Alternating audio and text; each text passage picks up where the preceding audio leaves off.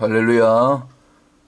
성경신학 이번 시간에도 성경 종말론에 대한 오해 10가지 가운데서 과연 요한계시록 4장 이하는 교회에 대한 그런 내용이 아니고, 교회에 대한 주는 말씀이 아니고 유대인들에게만 해당되는 말씀인가, 이런 부분에 대해서 또 잘못된 그 오해를 한번 바로 잡아보도록 하겠습니다.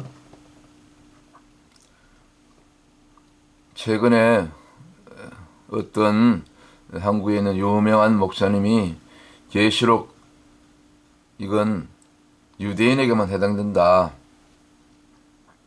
교회는 이미 4장 이후는 휴거되고 없다. 유대인에게만 주는 말씀이다. 유대인이 당할 환란이다. 그렇게 주장하는 제가 설교를 들은 적이 있습니다.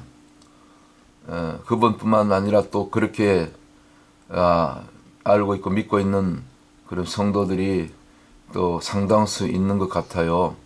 그 주장의 근거로 계시록 4장 이후로는 이제 교회가 없다는 거죠. 휴거되고 없다는 거죠. 교회란 그런 말이 없다는 거죠.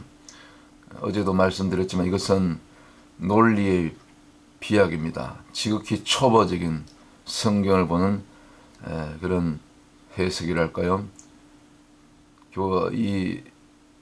마지막 때 계시록이라든가 성경 66권은 전체를 통으로 숲으로 보셔야만이 제대로 하나님의 의도를 우리가 정확하게 그래도 가깝게 이렇게 알 수가 있고 깨닫게 되는 것입니다. 교회란 말이 없다고 과연 교회가 휴거되었는가? 이 부분은 또 따로 한편의 주제로 다루도록 하고요.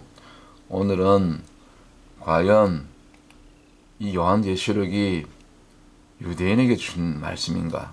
특별히 그 환란기, 이 땅에 있는 이방 교회는, 개신교회는 이미 휴거당하고 없기 때문에 아무 상관이 없다는 것입니다. 일곱 나팔이니 무슨 일곱인, 곧 일곱 대접, 이런 것과 아무 상관이 없다는 것입니다. 이방 교회가, 저와 여러분이 유대인들에게 해당되는 그런 내용이라는 거죠. 교회는 이미 휴거되고 없다는 거죠. 우리 성경을 제대로 공부하십시다. 첫 번째 제가 몇 가지 근거를 대서 이 부분을 바로 잡아드리겠습니다. 계시록 1장 3절을 한번 보십시다. 1차적으로 계시록의 수신자는 유대인에게만 주는 게 아닙니다. 1장 3절, 이 예언의 말씀을 읽는 자와 듣는 자들과 그 가운데 기록한 것을 지키는 자들이 복이 있나니 때가 가까움이라. 그리고 나서 이제 4절 이하에 그 아시아에 있는 7교회 요한을 통해서 편지하노니, 이런 말씀 나오죠. 4절 이하의 아시아 7교회는 차치하고라도 3절 자체만을 보더라도 여기 어디 이 예언의 말씀은 선민 이스라엘 유대인에게만 주는 말씀이다. 그런 말씀이 어디 있습니까? 유대인 포함해서 모든 이방인들 포함해서 믿든지 안 믿든지 모든 자입니다. 이 말씀을 어쨌거나 어떤 계기로든지 누가 성경을 전해 주었든지 어느 민족이 됐든지 민족과 언어를 초월해서 읽는 자와, 첫 번째 읽는 자와 두 번째 듣는 자들과 복수입니다. 읽는 자는 단수고 듣는 자들은 다수의 복수죠. 그 다음에 그 가운데 기록한 대로 기록한 것을 지키는 자들이, 그 말씀대로 지키는 자들이 복이 있다 그랬습니다. 자, 보세요. 계시록 1장 3절만 해도 여기 어디 유대인이라고 나옵니까? 유대인에게만 해당된다고 그런 말씀이 어디 있습니까? 이건 잘못된 것입니다. 모든 이에게, 모든 민족에게, 유대인 포함해서 물론. 그 다음에 한 절 더요. 계시록 1장 7절에 또 보세요. 이건 이제 마지막 예수님이 이제 그 재림하는 장면을 기록한 것인데, 볼지어다 구름을 타고 오시리라. 각인의 눈이 그를 보겠고, 우리 각자가 개인적으로 다 직접 주님을 본다는 것입니다. 재림하는 주님을.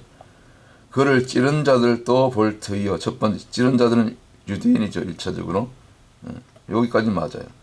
그 다음에 땅에 있는 모든 족속이 그를 인하여 애곡하리라. 애곡하리니 그러하리라. 땅에 있는 모든 족속들, 유대인 포함해서 모든 이방의 열방에 있는 자들이 다 믿든지 안 믿든지 보게 된다는 것입니다. 이때 말하자면 부활 휴거가 일어나는 거죠. 재림하는 순간에. 그 부분은 또 다른 본문들 참조하시고요. 그래서 첫 번째, 이 계시록 1장 3절, 1장 7절 이것만 봐도 수신자가 유대인에게만 주는 게 아니에요. 유대인 포함해서 그를 찌른 자 포함해서 모든 민족에게 그를 직접 두 눈으로 각자가 1대1로 주님을 보리라. 그 말씀 아닙니까? 그 다음에 두 번째 오류. 이제 그럼 요한계시록 1장 이제 그 4절 이하에 아시아 7교회가 나오는데 3장까지 끝나죠. 마지막 라오디게아 교회까지. 그런데 이 교회에 대한 또 이 대표성을 관가하면은 또 그런 그 말씀들을 할 수가 있는 것입니다. 초대교회 이 아시아 7교회는 물론 사도 요한이 생존했던 그 1세기 때 이미 이런 그 7교회가 뭐 있었다고 그렇게 보는 시각도 있고, 아니면 조금 시간을 이렇게 좀 길게 잡아서 미래적으로 또 주님은 내다보고 말씀하신 것이니까 시간과 공간을 초월해서 이렇게 때로 하나님 말씀은 계시록이 됐든지 구약의 말씀이 됐든지 이 시간과 공간을 뛰어넘어서 때로는 말씀 한 절이 이 수천 년, 2000년을 뛰어넘는 그런 말씀도 있잖아요. 예를 들면 다니엘서 9장 27절 그 한 절에 시간적인 간격이 무려 2500년, 600년 한 절에 한 절 사이 이게 그렇게 시간 간격이 있는 것입니다. 그래서 시대를 초월해서 때로는 이 대표성 혹은 중첩성이라고도 말씀드릴 수 있어요. 이런 부분을 이렇게 크게 보지 못하기 때문에 그런 오류에 범하는 것입니다. 오류를. 물론 아시아 7교회가 1세기 때도 있었다고 보지만 주로 이제 시기적으로 본격적인 로마 핍박 지나서도 로마의 그 기독교 칙령 국교 콘스탄티누스 황제가 기독교를 이제 공인 로마의 국교로 이게 선판 뭐 AD 313년 내지 325년 뭐 거무렵이잖아요. 그때까지도 이게 전체를 아시아 7교회를 이렇게 시대적으로 그렇게 길게 볼 수 있는 것입니다. 어쨌거나 이것은 이 아시아 7교회라는 것은 그 이후에도 로마의 국교로 기독교가 이게 넘어간 이후로도 이제 2000년 가까이 지나서 그 이후로 한 17세기 또 지나서 1700년 더 지나서 이것은 모든 세대, 즉 주님이 오실 때까지의 모든 세대에 걸쳐서 나타난 어떤 7가지 교회라는 것은 7가지 형태의 어떤 그 교회마다 각자 영적인 특성이 다르잖아요. 잘하는 것도 있고 못하는 것도 있고, 대표적으로 또 서머나 교회 같은 경우는 가장 순교 시대, 순교를 많이 했던 시대고 뭐 이런 식으로, 또 빌라델피아 교회는 참 칭찬만 받았던 교회, 라오디게아 교회 같은 경우는 뭐 정말 타락한 교회, 배부른 교회, 뭐 오늘 마지막 때 교회를 싣고요. 아시아 7교회는 모든 시대를 그 주님 이후로, 초대교회 이후로, 사도행전 이후로 그 모든 교회를 시대마다 나타나는 교회를 대표하는 그런 대표성을 가지고 이 아시아 7교회를 우리가 바라봐야 되고 적용해야 되고 또 해석해야 되는 것입니다. 이것을 간과했기 때문에 마치 요한계시록 4장 이후는 교회가 휴거되고 없기 때문에 환란은 교회와는 아무 상관이 없고 무슨 나팔 소리가 아무 교회가 무슨 상관이 있느냐? 다 유대인에게만 해당된다. 그런 얼토당토 않는 그런 그 주장을 하게 되는 거죠. 오류를 범하게 되는 거죠. 세 번째 또 이걸 오류는 뭡니까? 이미 1세기 초에 유대인에게 뿐만 아니라 이방 나라들 곳곳에 이미 복음이 전파되고 있었습니다. 제가 몇 가지만 예를 들어 드릴게요. 이 계시가요, 이 4장 이후에 뭐 교회가 없다? 아닙니다. 이미 1세기 4장 이전에 뭐 장수로 그 순서대로 얘기한다면 이 계시가 이미 1장부터 2장, 3장 포함해서 4장 이후도 모든 민족에게 이게 전파되고 해당되고 적용되고 이건 실제적인 사건들입니다. 역사입니다. 4장 이후에도 곳곳에 이 모든 민족에 대한 그런 말씀들이 이제 그건 또 다음번 주제로 다루도록 하겠는데요. 제가 한번 구체적으로 역사적인 팩트를 가지고 한두 가지 가지고 예를 들어 드리겠습니다. 여러분 잘 아시는 이 클레오파트라의 도시라고 일컬어지는 이집트 알렉산드리아 유명한 그런 도시 아닙니까? 1세기 또 아니면 그 이전부터 저도 이제 여기 단기 선교차 한 여기 뭐 한 7, 8년 뭐 10년 가까이 됐네요. 여기를 직접 가본 적이 있는데 뭐 그 이집트 카이로 포함해서 여기 가면 세계 뭐 7대 불가사의라고 하는 그 파로스 등 데도 있고요. 아주 그 해변가에 있습니다. 저도 직접 가봤습니다. 그 다음에 여기 인류 학문의 산실이라고 일컬어지는 알렉산드리아 도서관 아주 어마어마한 장소를 벌써 1세기 당시에 그 장소가 많았던 알렉산드리아 도서관. 왜 이게 있냐면 그 1세기 전에서 보면 큰 두 가지 학파가 있었잖아요. 저 헬라 학파, 헬라파하고 알렉산드리아. 그러니까 이제 헬라파에도 보면 거기 아주 학문의 도시였고 철학의 도시였고 거기를 이제 본따서 말하자면 경쟁적으로 또 이 알렉산드리아에 있던 알렉산드리아 그 파들이 도서관을 세운 거죠. 유명합니다. 지금도 있죠.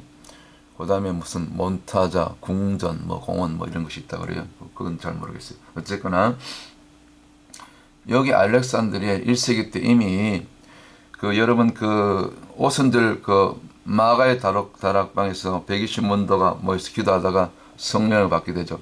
그 오순절 마가의 다락방에 그 다락방을 제공한 그 주인이 누군지 아십니까? 바로 요한 마가, 곧 마가복음에 저자했던 그 본명이 요한 마가거든요. 그거 뭡니까? 바나바의 조카죠. 그 바나바의 생지.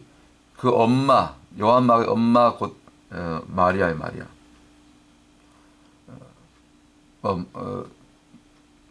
마가의 다락방이. 그 요한 마가가 나중에 변화받고 처음에는 뭐 겁쟁이 그래가지고 바울에게도 좀 그 문제로 바울과 바나바가 대판 싸웠잖아요. 근데 나중에 이게 바나바라 요한 마가가 영적으로 성장한 다음에 나중에 다시 이 화해가 되죠. 그래서 나중에는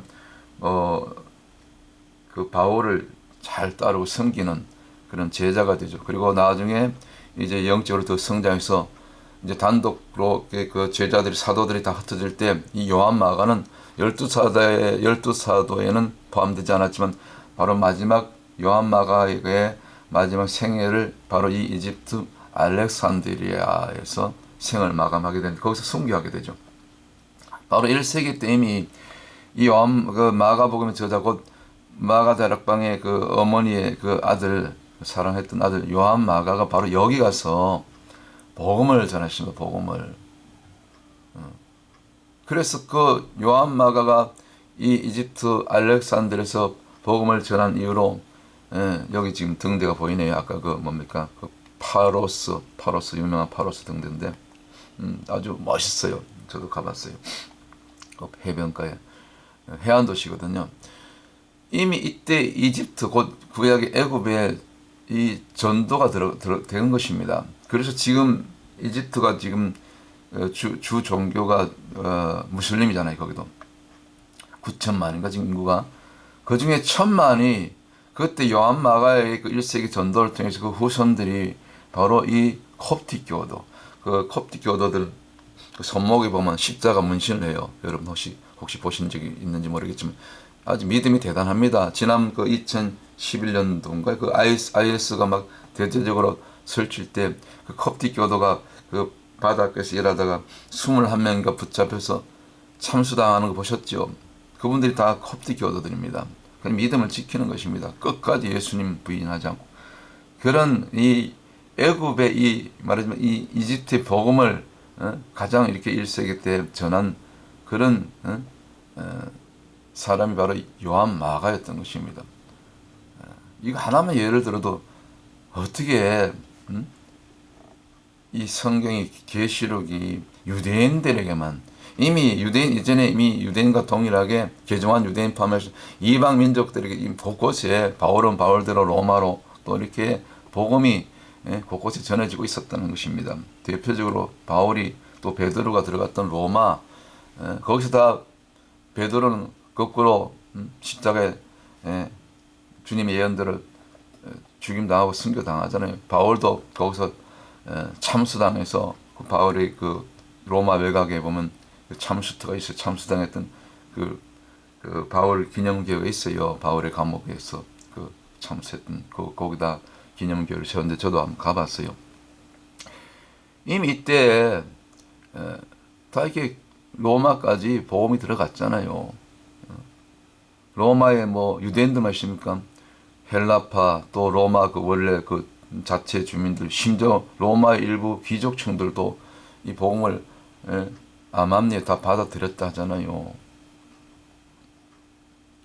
자, 그래서 이미 1세기 때만 해도 이방인 선교가 이렇게 빠르게 확산되고 있었다는 것입니다. 로마인들뿐만 아니라 로마에 와서 거주하고 있는 헬라파 또 유대인이면서 또 로마에 가서 살고 있는 그 유대인 개종자들 포함해서 그리고 결정적으로 또 하나 더 그 12사도 가운데 가장 의심이 많았던 도마 뭐 그냥 예수님의 손에 허리에 옆구리에 손을 넣어보지 않고는 못자국에 내가 믿지 못하겠노라고 아주 그 의심도 많았고 어떻게 보면 확실한 어떤 그런 그 좋은 쪽으로 생각하면 그런 게 있을 때 이제 믿겠다는 그런 도마 그리고 예루살렘으로 가자 때 막 도마가 제일 앞장서서 우리도 가자고 그런 좀 그 뭡니까 이 베드로하고는 조금 다른 모습인데 어쨌거나 그는 그 결정적일 때는 이렇게 막 나서는 목숨을 걸고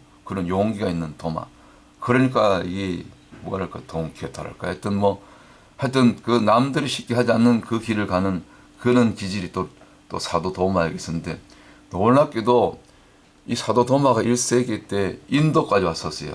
그리고 인도의 한 북부 지역인가 거기서 한 지역을 전도하고 그리고 또 기회가 있어서 어떤 계기로 이 사도 도마가 그 배를 타고 우리 저 먼저 김해 그 삼국유사에 있는 그 삼국유사에 보면 일현에 쓴 삼국유사 있죠. 아주 유명한 사료입니다. 역사적인 팩트입니다. 삼국사기 가락국기에 보면은 뭐 거긴 도마 얘기는 없지만 그 가락국을 세운 그 김수로 왕 있죠. 김수로 왕. 이 가락국이 김수로 왕이 세우고 AD 46년 때 그 역사에 하면은 그 가락국을 세웠어요. 김수로 왕이. 그리고 왕이 되죠. 그때 아직까지는 이제 결혼 안 했어요. 그래서 그 2년 뒤에 AD 48년에 인도에 있던 그 인도의 아유타국이라고 있는데 거기에 있는 공주였던 허황옥이라고 있어요. 허황옥이 AD 48년에 이렇게 그 배를 타고 김해 그 가락국을 세운 김수로 왕의 김수로 왕과 결혼을 하기 위해서 3일 길을 그 배를 타고 벵골만을 거쳐서 이렇게 백기를 통해서 와서 혼인을 하는 얘기 그런 그 기록이 있어요. 사실입니다. 이거 이 설라가 아니고 사실이에요. 근데 그 먼저 다시 도마로 돌아가서 이 도마가 물론 가야국이 와서 여기 와서 누구를 전도했냐면은 김슈로 왕을 전도해가지고 나중에 이제 인도를 왔다 갔다 하면서 이때는 인도하고 이미 그 가야국하고 교역이 있었어요. 활발히. 특별히 인도도 철 재련 기술이 발달했고 가야국도 그렇고 그다음에 구슬 뭐 옥구슬이 됐든지 그런 구슬을 만드는 기술이 굉장히 발달해가지고 이미 그 실크로드 외에도 해상로를 통해서도 서로 가깝게 서로 무역하면서 이렇게 지냈다고 하지요. 서로 정보를 주고받고 무역하고 그런 시절이었는데 바로 1세기 때 바로 이미 그 초대교회 이제 그 사도들이 지금 복음을 전하고 막 그럴 때였죠. 그때 이제 이 도마가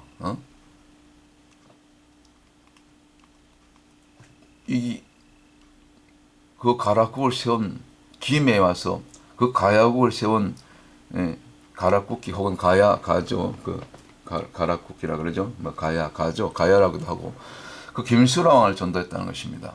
김수로 왕을. 그리고 나서 이분이 어디까지 왔냐면은 거기서 다 전도해가지고 1세기 초에 이미 그 가락국 그건 기독교 국가였어요. 100%. 왜? 왕과 왕비가 이미 기독교인으로 개종을 했기 때문에. 그래서 가락국을 다 전도한 다음에 이 도마가 어디까지 왔냐면은 경북 그 백길로 해서 뭐 그 낙동강 그 뭐 배를 타기도 하고 걷기도 하고 해서 경북 영주에 있는 그 평원면 강동리 왕률이라는 데 있어요.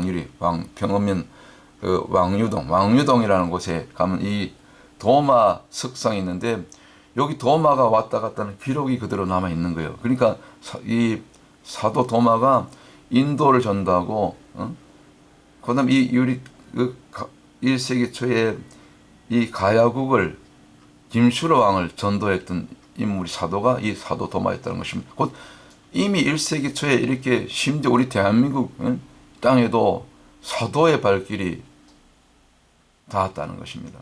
놀랍지 않습니까? 이것이 도마상 아닙니까? 그리고 여기 조금 확대한 어디입니까? 여기도 확대한 그림인데 이게 지금 경북 영주에 있는 가흥면 뭡니까 평원면 강동리 왕유동에 있는 이 도마 석상인데 이건 좀 여기 보면 히브리어 글자가 두 글자 있어요. 히브리어 알파벳 오른쪽부터 여기 히브리어 타오의 타오 혹은 타오 십자가 요거는 맴이에요. 그래서 도마 발음이 비슷하잖아요. 첫 글자만 따면 요거는 기도하는 손이고 요거는 사람 모양. 그래서 도마는 기도하는 사람이었다. 여기까지 왔다 간 거예요. 도마가 가락국을 전도하고 여기 보세요. 자세히 설명이 되어 있잖아요. 도마는 기도하는 사람. 요거 제가 그 히브리 알파벳 지금 같이 공부하고 있잖아요.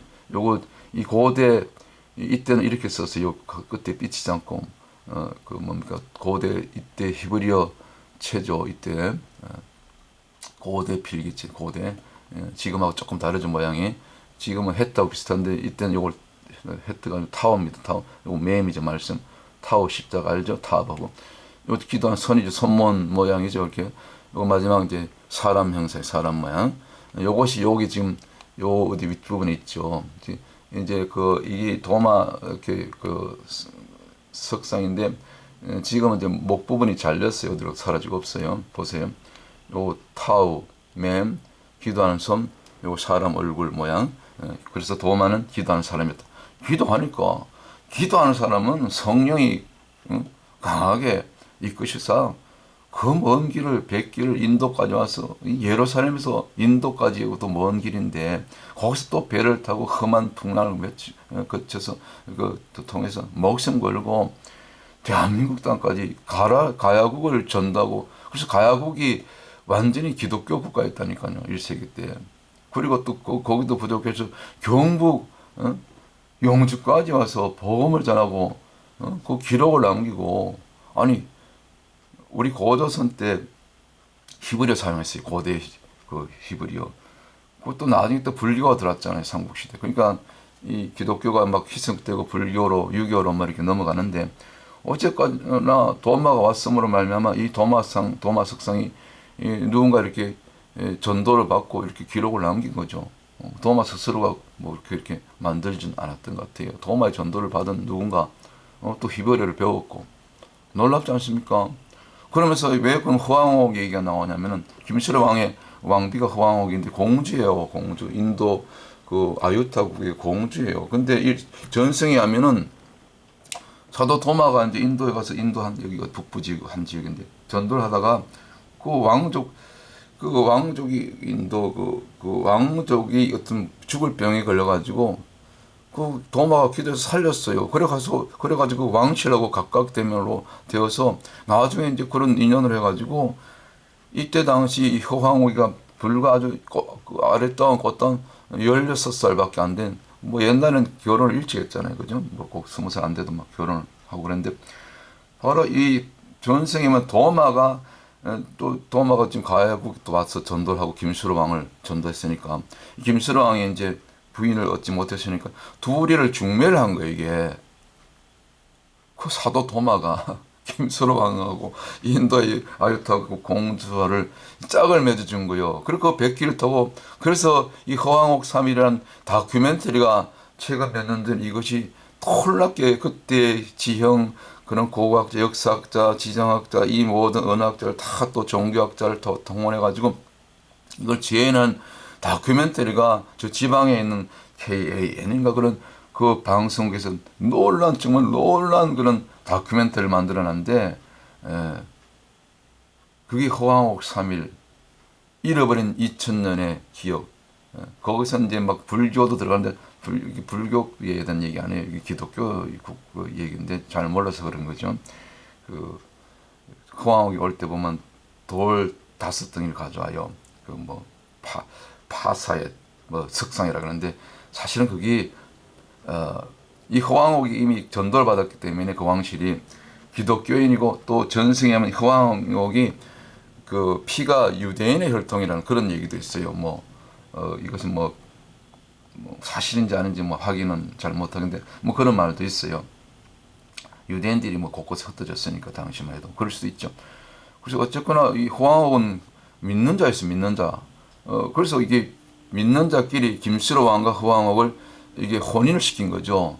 사도 도마가 전도하면서 이런 일이 인도의 왕실의 그 왕족인지 하여튼 왕인지 뭐 왕자인지 하여튼 그 죽을 병에서 또 도마가 기도해서 살렸잖아요. 죽을 병에서. 그러니까 그런 인연으로 해서 허황옥을 이렇게 김수로 왕에게 이렇게 또 신부로 중매해서 결혼하게 되고, 이게 그 김해 가면요, 그 김수로 왕과 그 왕비 허황옥의 저기 뭡니까 왕릉이 있고요, 기념 그 관이 다 있습니다. 그대로 남아 있습니다.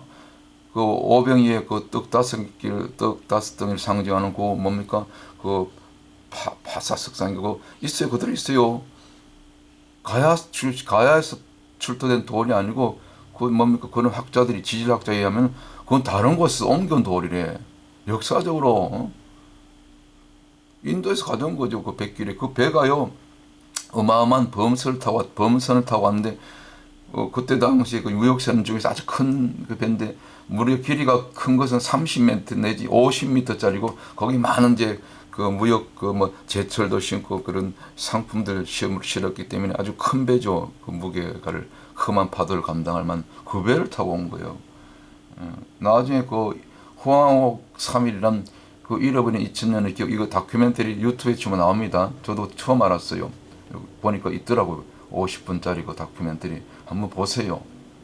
그 영상을 보시고 난 다음에, 자, 그래서 이미 사도행전 1장 8절의 말씀이 이때에 그 주님의 말씀대로 사도 도마는 용감하잖아요.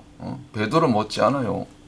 그리고 전생에 사도 도마도 복음 전하다가 그 이교도들한테 복음 전하다가 뭐 창에 찔려서 그렇게 숨겼다잖아요. 그 순교이라 보세요. 사도행전 1장 8절 자 이제 마치겠습니다. 사도행전 1장 8절 이미 그 주님 말씀대로 주님이 성천하시기 직전에 제자들 마지막 모아놓고 감람산에서 하신 말씀 아닙니까?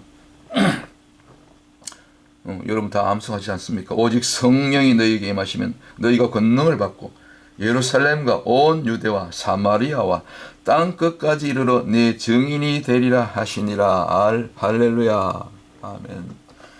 그런데 이 도마상에 자세히 그 한 모퉁이 보니까 이런 그 1세기 초에 이 붓글씨체 보면 무슨 예서체 무슨 체 있잖아요. 이게 1세기 초에 실질적으로 쓰여졌던 이 붓글씨체인데 뭐 저도 어릴 때 초등학교 때 붓글씨 좀 공부하다 말았는데 1세기 초 여기 도마상 어느 한 부분에 이 지금 어느 한 뭐 아랫부분이 어딘가 오른쪽 한 부통인가 그 모퉁이가 보면 이런 글씨가 새겨져 있어요. 이게 이제 그 왼쪽이 원본 이건 이제 이걸 탁본을 떠가지고 이제 선명하게 재현한 글자가 이제 오른쪽 부분인데 이게 땅지 원전전 이게 그 갈행이잖아요. 그래서 이 땅이죠. 사도행전 1장 8절에 방금 읽었잖아요. 오직 성령이 너에게 임하시면 너희가 권능을 받고 예루살렘과 온 유대와 사마리아와 땅 끝까지. 그러니까 땅지, 땅 온전전은 이 끝까지 갔다는 거예요. 다 온전하게 끝까지 마쳤다는 거죠. 그러니까 땅, 지, 끝, 온전, 땅 끝까지 행 누가 갔다. 사도 도마가 생각한 땅 끝은 뭐 그때 당시는 그렇죠. 지도 펼쳐 보세요. 예루살렘에서 제일 땅 끝이 어딘지 아십니까? 우리 바로 한반도예요. 놀라운 일 아닙니까? 사도 도마가 생각했던 땅 끝은 지구 반대쪽 예루살렘 그 이스라엘 그 지중해 해변에서 지도를 쫙 일직선을 끄면 정동방 그 동방 캐뎀 동방 끝이 우리 한반도에 한반도 그 중에서 그 낙동강변 그뭐 김해 가야 거기를 거쳐서 여기 경북 여기 평안면까지 와서 복음 전하고 그리고 다시 인도로 돌아가서 마지막 순교했는데 또 인도의 가야국의 김수로 왕을 전도해서 또 인도의 호방옥을 또 중매해서 둘이 부부를 만들고 그래가지고 그 허씨의 조상이 요 허씨들 있잖아요. 제가 아는 그 목사님도 허씨인데 그 호황옥의 후예예요. 또 김해 김씨 그 김수로 왕의 후예들 아닙니까? 그 역사적인 팩트예요. 2000년 전에 지금 2000년 그러니까 1세기 때니까 이 호황옥이가 호황옥이란다 공주가 시집 올 때가 그 김수로 왕을 처음 만난 날이 AD 48년 지금 오늘이 8월 16일인데 양력으로 태양력으로 AD 48년 1세기죠. 48년 8월 25일이었어요. 8월 25일 상공유사에 나온다니까 이게 기록으로 이걸 재현해낸 거예요. 놀랍죠. 이걸 역사적으로 고고학적으로 추적해가지고 우리 6개월 이상 그게 허황옥 3일 잃어버린 2000년의 기억 이 지방방송국에서 KNA인가 거기서 이게 다큐멘터리를 만들었는데 야 이런 작품을 우리가 몰랐잖아요. 한번 꼭 보시기 바랍니다. 이 기독교의 역사요. 한국에 물론 고조선 때부터 우리는 기독교 천선민족이기 때문에 세워졌는데 그 이후로 또 이방 종교 들어오고 또 불교가 들어오고 뭐 이렇게 이게 막 기독교가 해석됐죠. 희석됐죠. 그러나 한때 또 이렇게 가야국 전체가 원래 천선민족 기독교 나라로 세워졌던 우리 대한민국이 이렇게 한때는 또 가야 시대 와가지고 뭡니까 기독교 나라가 됐잖아요. 놀랍지 않습니까? 그래서 이 지전행 사도행전 1장 8절 말씀 그대로 사도 도마가 생각했던 그 땅끝 바로 우리 한반도 1세기 초에 여기 김해를 거쳐서 백길로 그리고 호황옥을 김수롱에게 중매하고 결혼을 하게 되고 그 후손들이 허씨가 되고 김해 김씨 자손들이 나오고 말이죠. 지금도 그 김해 가면 1년에 한 번씩 이 대단하게 김수로왕 효왕옥 그 뭡니까 그 가을인가 보면 이게 문화 그 기념 축제를 해요. 매년마다 그 기념제를 한다고요. 현대식으로 지금은 변질돼 가지고 뭐 제사를 드리는데 원래 제사 드리면 안 되죠. 근데 조상들 그렇게 섬기잖아요. 지금도 이제 기독교를 또 받아들이지 않는 분들은 그렇게 보죠. 역사니까 자기들 조상이니까 김혜김 씨, 그다음에 허황옥 씨, 허씨니까 뭐 허씨의 조상 아닙니까? 자 그래서 이게 지금 이게 가흥 경북 영주에 있는 평원면에 왕유동에 실제로 이 도마스 석상에 새겨져 있다니까요. 가서 보세요. 나중에 경북 영주 가실 기회가 있으면. 저도 한번 나중에 고향에 가면 한번 가보려고 그래요. 여기를. 영주니까 뭐 제가 살던 고향과 가까우니까. 도마는 기도하는 사람이다. 타우 혹은 타브, 맴, 이 히브리 글자 아닙니까? 이때 당시 쓰여진 그 글씨체죠. 그다음에 기도하는 선, 기도하는 사람 여기 맞죠? 요거에 정확하게 이제 가서 보면 지전냄, 사도도마, 땅 끝까지 왔다 가다. 그리고 다시 인도로 들어가서 이제 장렬하게 전생에만 그 원주민 이교도들한테 복음 전하다 창에 찔려서 이렇게 생을 마감하게 되죠. 할렐루야. 이것이 이 기독교 1세기 역사입니다. 무슨 계시록이 어떻게 유대인들에게만 해당된다고. 이방 교회는 희고되고 없어서 환란과 아무 상관이 없다. 무슨 나팔 소리, 무슨 뭐 이 일곱 저기 뭡니까 그 나팔 그리고 일곱 대접 이런 거 이방 교회가 아무 상관이 없다는 거예요. 어떻게 그런 말을 합니까, 주여? 용서하고 들으세요. 우리 성경을 좀 제대로 통으로 이렇게 정말 그런가 좀 생각하면서 그렇게 한번 공부하십시다. 그래서 제가 또 이런 기회를 통해서 이렇게 이 정말 성경 종말론에 대한 일반적으로 이렇게 많이 지금 지금 잘못 이게 전해지고 있는 그 10가지 정도의 오류를 지금 하나씩 이제 이게 바로 잡아가는 것입니다. 요한마가가 전도했던 알렉산드리아 천만 그 kop틱 교도들 이거 보세요. 저 여기 다 다녀왔어요. 로마, 심지어 1세기 당시에 이 사도 도마가 생각했던 땅끝, 바로 한반도. 지도 보면 땅끝 맞아요. 제일 끝이잖아요. 동쪽, 제일 끝, 동방. 동방에서 이 빛이 들어오잖아요. 에스겔서 보면 성전 쪽으로. 다 그래서 성전의 문은 동방을 향하잖아요. 성전 입구를 전부 성전이 동방을 향하죠. 놀랍지 않습니까? 허황욱, 이 인도의 공주였고 불과 그때 당시 16살밖에 안 됐는데 뭐 결혼을 일찍 한 거죠. 자, 땅 끝까지 이 도마가 또 이렇게 허황을 김수롱에게 중매하고 기독교를 나라를 세우는데 1등 공신 그리고 경북 영주까지 와서 낙동강도 배를 타고 가면서 참 대단한 인물 아닙니까? 사도 도마가 이렇게 복음을 전하고 또 인도에 가서 장렬하게 순교했던 것처럼 저와 여러분 우리 남은 생에 사도만큼은 못해도 바울만큼은 못하더라도 참 우리가 그들을 본받아서 죽으면 죽으리라 땅끝까지 전도하고 선교하고 복음 전하다가 그렇게 주님 앞에 가십시다. 할렐루야. 또 다음 시간에 또 다른 주제 이 시리즈를 계속해서 또 올려드리겠습니다. 다음 시간에는 요한계시록 4장 1절 이후에는 교회가 없다. 교회가 휴거되고 없다. 오늘 본문과 이렇게 연결되는 그 내용인데 구체적으로 그러면 정말 요한계시록 4장 이후에는 교회가 없는가?